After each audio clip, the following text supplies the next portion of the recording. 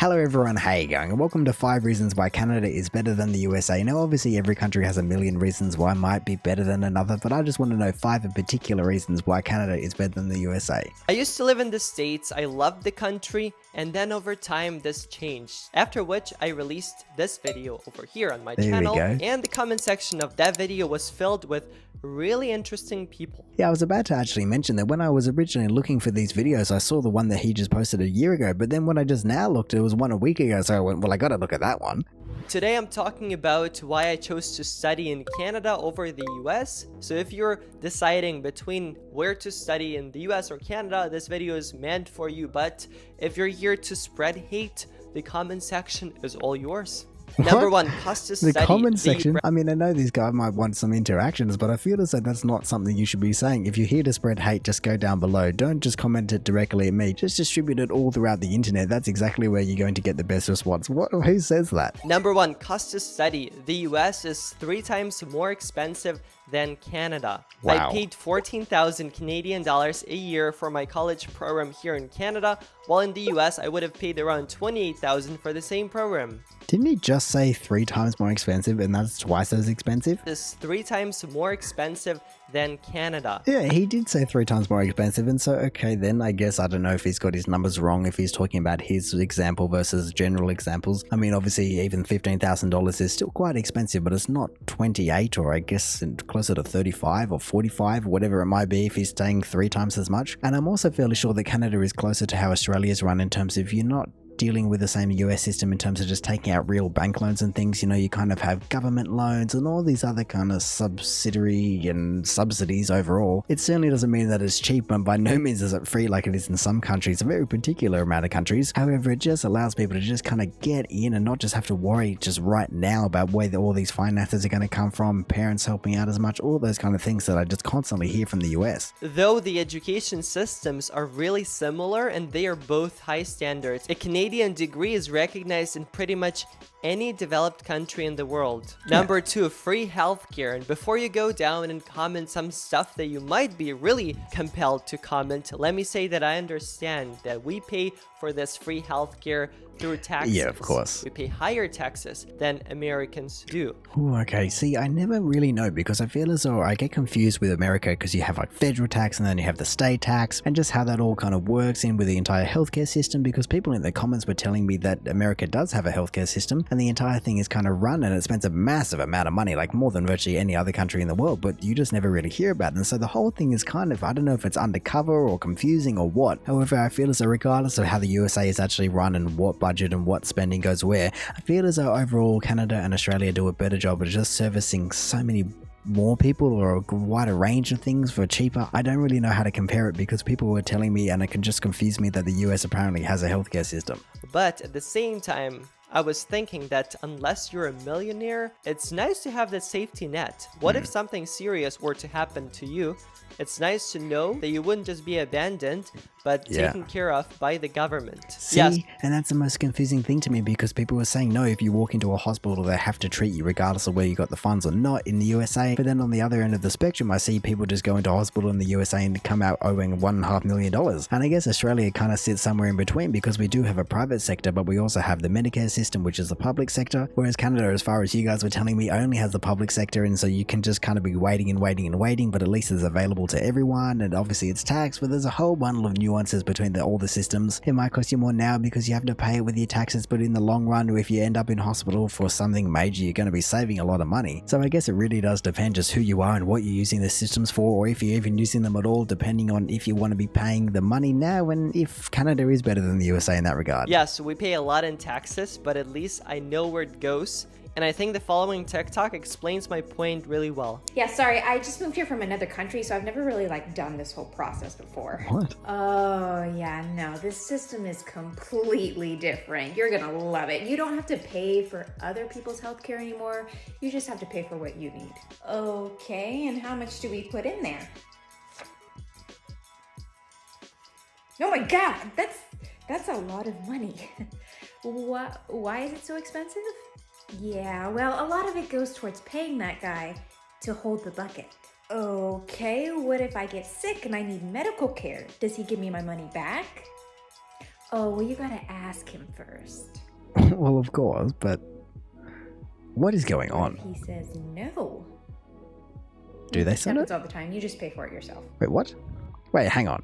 They can say no? What is the point of having health insurance if you're not even allowed to use your health insurance that you're paying for in the first place? That has just completely confused me. I mean, I can only assume that they're working on the American system in this regard because they're talking about paying for coverage and things like that. Oh, and hang on a second. Whoa, this thing goes on for like another minute. Jeez. Okay then. Hey, what if I don't get sick at all? Do I get my money back? No, that's not how insurance works. No, see, we all put our money into the same bucket, so there's really no way of knowing like what's yours and what's mine. I mean, to be fair, that's exactly how insurance works. You know, it wouldn't be an insurance company and they wouldn't be able to make money if they didn't be able to keep the money that they don't have to spend, because they have to be able to spend money from when people actually need it. But apparently they can say no. So the entire thing is just completely broken apparently, and that just sounds ridiculous. But really, now they've just got me wondering, how much is just general coverage in the USA? Because they said it's a lot of money, and so, I mean, I can understand that insurance is going to be expensive no matter what. So it certainly makes sense why people in the USA just always try to get packages with their salary to include all their health insurance and health cover and all those things. And then it does make me wonder just how the hell do packages work in Canada? Because I heard that there's no private sector, and so if everyone's going through the exact same system, then what are packages even for? Like I said, Australia even has a private sector, but I've never heard of anyone getting any kind of package. Like the other video, they basically just say it's okay, here's your salary, just go do what you want with your money. And so if you choose to put in some private health insurance, or if you're just going to go through the Medicare system, that's all good. But how the hell does it work if you don't have a private system and you can't go through anything else but the public system in Canada? Then what the hell is the point of having any other coverage? I mean, maybe it's just dental and other extras, but really the whole thing's just confusing and complex. Number 3, immigration opportunities. In my life, I lived in New Zealand, the US, Canada, wow.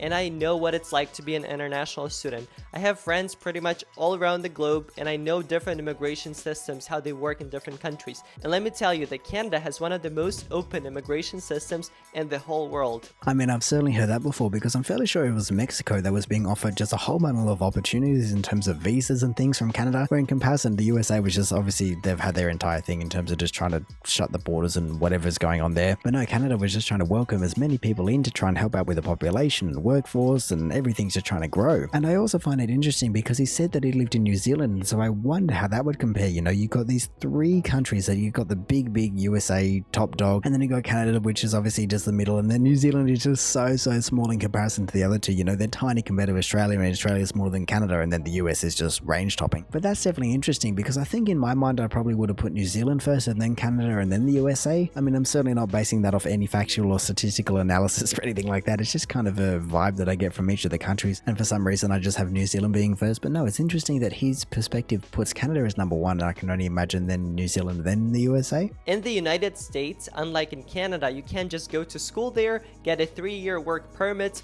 get 1 year of work experience, and then become a permanent resident. Whoa, what? Doesn't work. So unlike in Canada, I need to listen to it again because it was a multi-step process, but it certainly ended up being a citizen. United States, unlike in Canada, you can't just go to school there, get a 3-year work permit, get 1 year of work experience, and then become a permanent resident. Wow, so in just 4 years you can become a permanent resident in Canada if you just go to school, I guess uni or college or whatever it may be, for 3 years, and then you work for 1 year. Let's say you're just doing, I don't know, a teaching degree. That's 3 years and 1 year prac, I think, in terms of what you'd be doing, and then all of a sudden you're a permanent resident. I mean, I guess that doesn't mean you're a citizen, does it? That just means you've got a permanent visa? Oh god, maybe there's some kind of difference or nuance. Either way, I guess at the end of it you just get to kind of stay there indefinitely and no worries and no questions asked. Number 4, multi-ethnic integration. Sounds fancy, but let me explain. Both in the US and Canada, we have a lot of multiculturalism happening. That's true. It's really diverse. But in Canada, unlike in the US, I think we've established a system where pretty much for whatever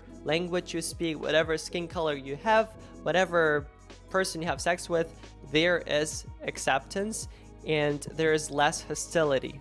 Right. Really, in comparison to the USA, I would have thought that generally both countries are going to be virtually on par overall. I mean, I do know that Canada is quite a liberal country and they have quite a progressive mindset in terms of, for instance, they were one of the first countries to have the same-sex marriage laws introduced and all those kind of things. But then at the same time, I don't know if I'm just kind of thinking of California, and so that's skewing my entire mindset of the USA. But I feel as though, let's say California, for instance, Hollywood and all that kind of media, it's just a massive global powerhouse when it comes to kind of the promotion and advertising and everything everything surrounding that entire movement. The following will be a generalization, but in the US, a lot of uneducated people still argue whether a woman should have control over her own body, whether she could have an abortion. Okay, I didn't know where that was going to be going because I thought it was going to be, I don't know, have money or anything in that regard, but no, what did he say? But in the US, a lot of uneducated people... Uneducated people, I mean, I guess that's one way to put it. He's certainly just trying to skirt around to saying anything too offensive to that group of people. But I guess, no, in saying that, I can understand where if... Well, I haven't lived there, but I can understand where if you kind of picking out different states and different areas of the USA, some are going to be this way inclined, some are going to be this way inclined. And so as I already said, perhaps my entire mindset of how equal the two countries is completely being skewed by California and New York as the two major kind of international powerhouses. You know, there's no way that I'm hearing about Arkansas and anything like that. I might hear about Florida, the kind of the biggest small one, but otherwise it's just going to be California, New York, or Texas, and that's it. Of course, this is a generalization. It depends on the state, the city, but it's more so true to the US than it is to Canada. No, obviously there are so many things and so many nuances, and it's really such a broad topic that you could never ever answer every question. But look, like I always say, I just love to add everyone's own personal opinions to the entire equation. You can build up your own mindset about what two countries might be, and he has this entire thing, and then someone else might say, oh, you know,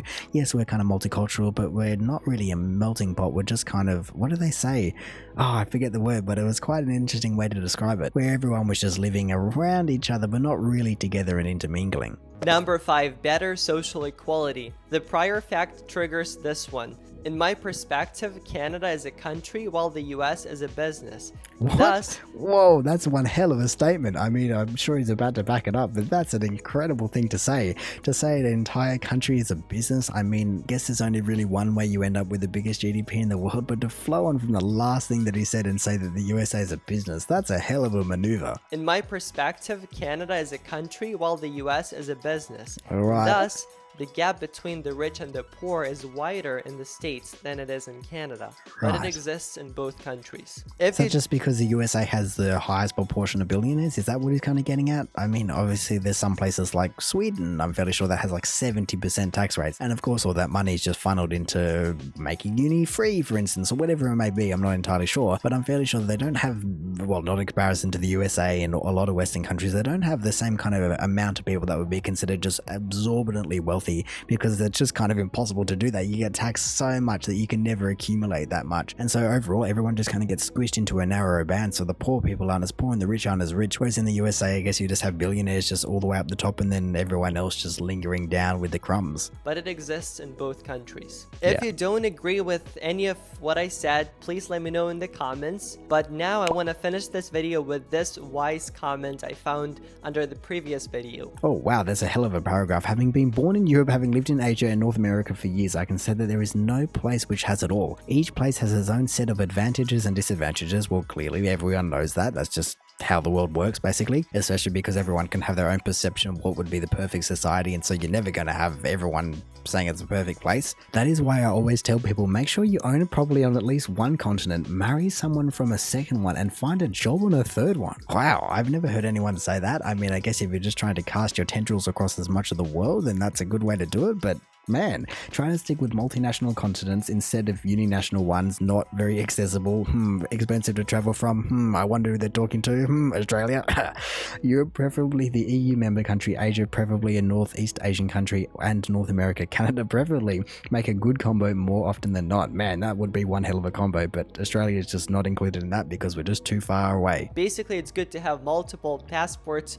through marriage, through owning property, and so on. Well, I guess that's certainly just a bit of a tangent at the end there in terms of it's not really relating to the overall topic of the video, but really I guess it's certainly a little bit of wise advice, like I said, if you do want to spread your tendrils as far as possible, because I can't really imagine there being many other ways you can do that unless you have both parents born in different countries that then they migrated and then you're born in a third. Maybe that would be the other way. But no, that was certainly just another interesting opinion to add to the entire list. Like I said, you just got to keep building out your own thing, just trying to accumulate as much knowledge so you go, or you don't get pushed out to one side or the other. You don't think that this is bad, this is good, and overall just not create some utopia in your mind that is never going to live up to your expectations, or even on the other end some dystopia that you never even want to visit again, because that's not the point of traveling. So I guess overall, like I said at the start of the video, every single country is going to have a million different reasons that everyone's going to be able to pick apart about why it's good, bad, or the ugly. But overall, as long as there's nothing really in the grand scheme of things that is wrong with your country or dangerous about your country, I think you're doing alright. But anyway, in saying that, I reckon I'm going to call it there. So thank you for watching this video. If you did enjoy it, feel free to do the YouTube algorithmic things down below.